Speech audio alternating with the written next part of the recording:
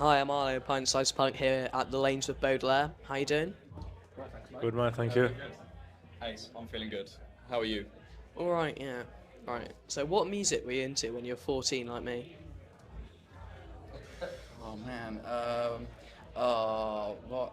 I think I'm gonna say embarrassingly. One of my first memories of records was Paul Simon's Graceland.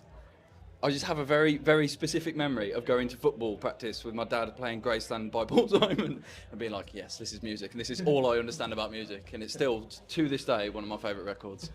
He's very short. Have you seen him live? I might have been very far away, but I think he's quite short. Anyway. Pint-sized, you could say. Maybe. For me, it would have to be Muse. It would have to be a Muse for me. Like, I was obsessed with Matt Bellamy and probably Radiohead. Those are my big two. James? Probably still say corn.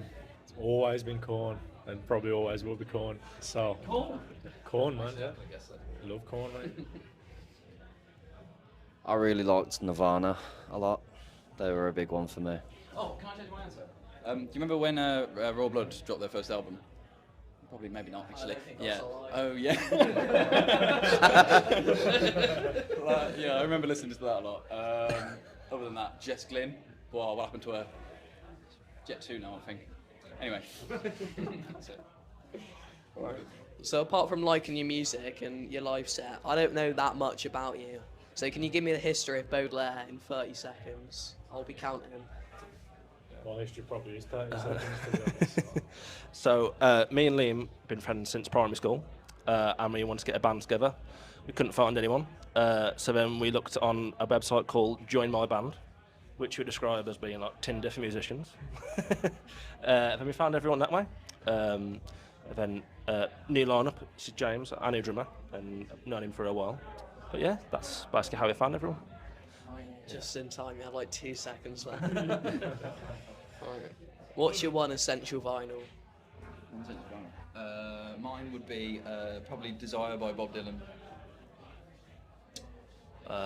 I'm going to go with Essential Vinyl, did you say? The one that sticks out for me is Let Love In by Nick Cave and the Bad Seeds. Life is Peachy by Corn.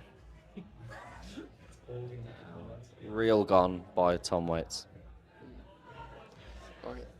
Who are some Birmingham bands that you recommend? Head Shrinkers is one. Yeah, so there's a band called Gans who are doing really well at the minute. There's a band called The Non who are killing it as well. They've got like some ex-members of some bigger bands in the past, like Block Party and whatnot. I know them, Yeah, I've yeah. interviewed them. Oh, there. Oh, awesome. Who else? Drinkers. Our friends, a band called Head Shrinkers. They're brilliant as well. That's everyone that comes to mind. I mean, it's a small scene. It's might have been the second city of Britain, but yeah. Right. Would you rather always have to speak like Yoda or always have to like rhyme? Always have to what? Right. Yeah.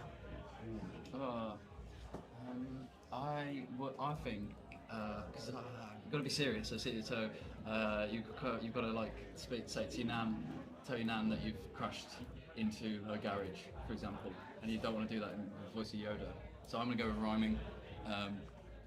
Although apparently rhyming every sentence is a feature of being psychotic, so you probably get sectioned pretty quickly. I'm gonna go with rhyming, Arlo. I'm not too sure. I'd have to think it through some more, but that might be a bit of a bore. So, cheers, mate. Maybe Yoda. I'm not doing a Yoda impression. No. I've just had a Pizza Boys on full. I can't do a Yoda impression on a full belly. Yoda I will pick. Yeah, I'll go with Yoda. Fair enough. Right. So, if the van was on the edge of a cliff and you had to throw out one member of the band to leverage it, who would it be and why? Me, because I'm fat.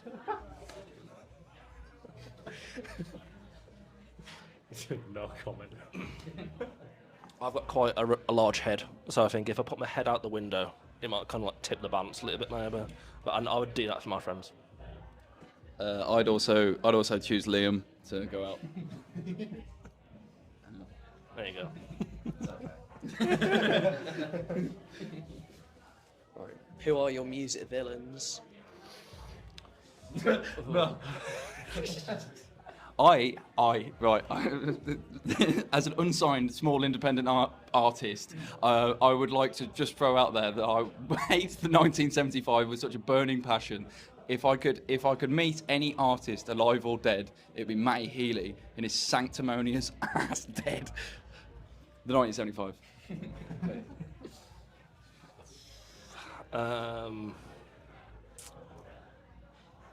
James? I'm still thinking, lad. Don't know. Young blood. Just don't do it for me, you know what I mean? Villains, did you say? Yeah. I would say XX Temptation, but he's dead, so. I mean, I don't know. Maybe him.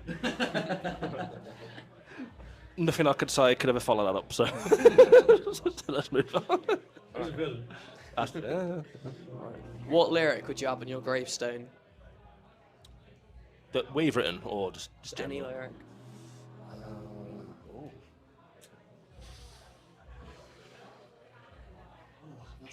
That's a very good question.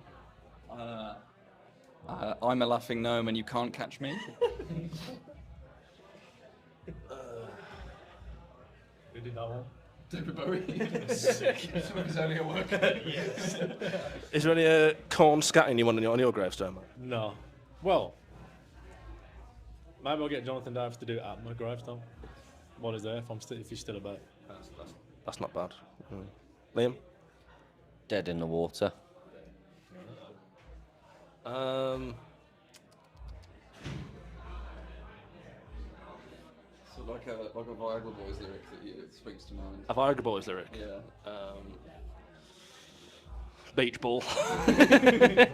Basketball. Rugby ball. That's it. Yeah. Those 3 words.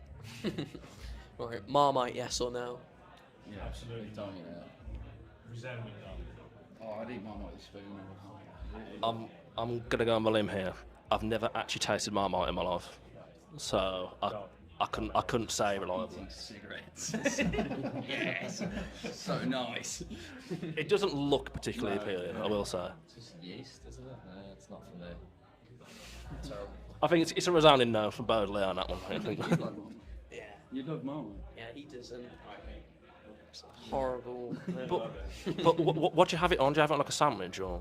It's on like toast or in a toasty. It's lush. Marmite toasted. Yeah. Or you can use it as like stock when you're cooking. Yeah. It's good. I feel like that's more Yeah. reasonable. Yeah. Yeah. Yeah, like a bolognese or something. It's lush. Yeah, fair enough. Right. What is the best and the worst thing about being an unsigned band? I don't know. I feel like I enjoy. I think I enjoy still every part of being in a band. I obviously don't know what life is like on the other side. That being said, I just enjoy having some time to meet up with my mates, to be creative and to sort of express maybe something which I can't get out in any other way. I like the freedom that it gives me, and I have fun doing it. And well, I don't know. The worst part is that sometimes you don't get paid for the gigs. I guess, yeah. Maybe that'll never change. So. I think I would say the best thing about it is getting to be creative and making the music that you want to make. Think about if you listen to the radio and think what's missing for you. You can go out there and make it yourself, which I think is a really interesting idea.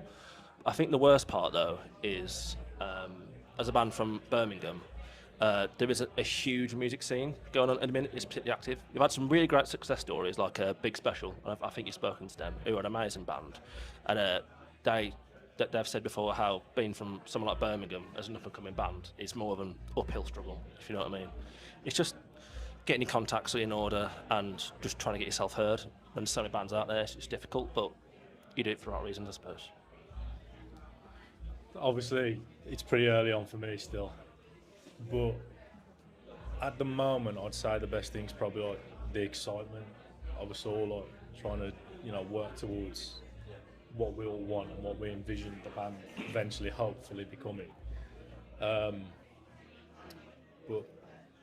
probably the worst thing is probably, I don't know, if you get to like a gig and it's a little bit disappointing or something because you might not be as recognised as you should be yet or something. I don't know. Something like that. I think the best thing is, especially for us, because we're quite new to the touring circuit, is kind of coming to places like this we've never been, and just sort of seeing, what's going on out there. I quite enjoy that aspect of it, new faces, new places. The worst bit, I think it has to be just, probably for a lot of us as well, just balancing work and then life. It's just the hardest thing about it, because we don't really get paid money to admit. So, it's kind of that struggle of finding energy once you've done your day's work, that sort of thing, really, yeah. But I think we manage it quite well, What's next for Baudelaire? Okay. Well, I think hopefully we'll get some stuff out this summer, and we'll get to gigging as well. Hopefully have some like tour dates coming up as well. Maybe later on in the year. We've got Loop Fest in early May, and we've got Northampton tomorrow, so that'd be nice. But yeah, I think just trying to get it all out in musical form as much as possible, and just like having fun with it still. Yeah. Would you like to add anything? So, we've got a new lineup as well. So, just seeing what new guys can bring to the table, making some new stuff, going in potentially new direction, and just trying to be as creative as we can and get some new stuff out soon. I don't think I could add anything else to that, James. No, Great value for a record label. Like a part of the machine. Is it true that Danny Nedelko from Heavy Lungs is still working a full-time job despite being in one of the biggest punk bands in the country? No comment. Okay, well, maybe we can carry on and then get signed one day. Yeah. Yeah. Thanks so much for speaking to me. Having a really good time. So, thanks and bye. Thank you. Bye. Bye.